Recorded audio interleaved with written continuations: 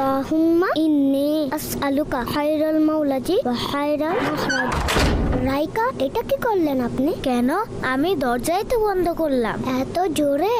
না, আসলে তাড়াহুড়োতে আমার হাত থেকে দরজা ছুটে গিয়েছিল। তাড়াহুড়ার কারণে তো দরজা খারাপ হতে পারে। তাড়াহুড়া করে কোনো জিনিস বন্ধ করা উচিত নয়, হোক তা দরজা বা জানালা অথবা অন্য কিছু। ওহো, সরি, ভবিষ্যতে আমি তা খেয়াল রাখবো।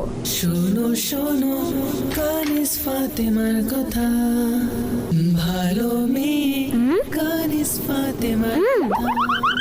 শোনো শোনো কানিস ফাতেমার কথা, ভালো মেয়ে কানিস ফাতেমার কথা। শোনো শোনো কানিস ফাতেমার কথা, ভালো মেয়ে। রাইকা, এটা কি করছেন আপনি? পানি পান করছি দাঁড়িয়ে দাঁড়িয়ে। তো কি হয়েছে? পানি বসে পান করা উচিত। কিন্তু কেন? কেননা পানি বসে পান করা সুন্নাত। আচ্ছা। আর হ্যাঁ রাইকা, যখনই পানি পান করবে তখন বিসমিল্লাহ বলে আলোতে দেখে 3 নিঃশ্বাসে পান করবেন। আলোতে কেন? অন্ধকারেও তো পানি পান করা যেতে পারে।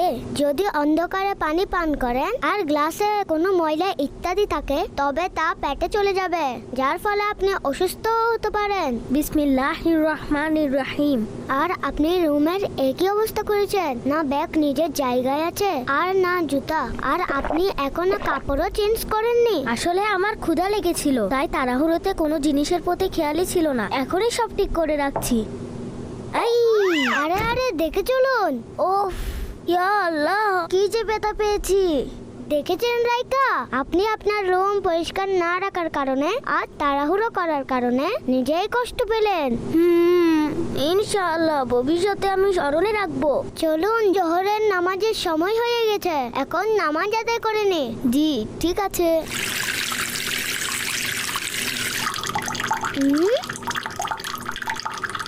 ওফ, এ রাইকাও না সবসময় তাড়াহুড়া করে।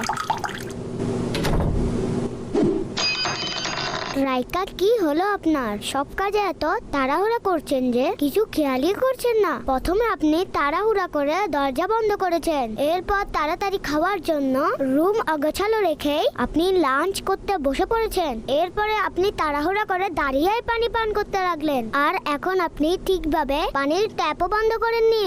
আর এখন দেখুন দেখুন রাইকা, তাড়াহুড়োতে কাজ সঠিক হয় না, বরং কোনো না কোনো ভুল হয়েই যেতে পারে। নবী পাক সাল্লাল্লাহু আলাইহি ওয়াসাল্লাম ইরশাদ করেছেন, তাড়াহুড়ো শয়তানের পক্ষ থেকে, আমাদেরকে সকল কাজ শান্তিতে এবং ধীরস্থিরভাবে করা উচিত। হযরত হাসান বসরি রাহমাতুল্লাহি তাআলা আলাইহি বলেন, মুমিনগণ ভেবেচিন্তে প্রশান্ত মনে এবং গুরুত্বের সাথে সকল কাজ করে থাকে।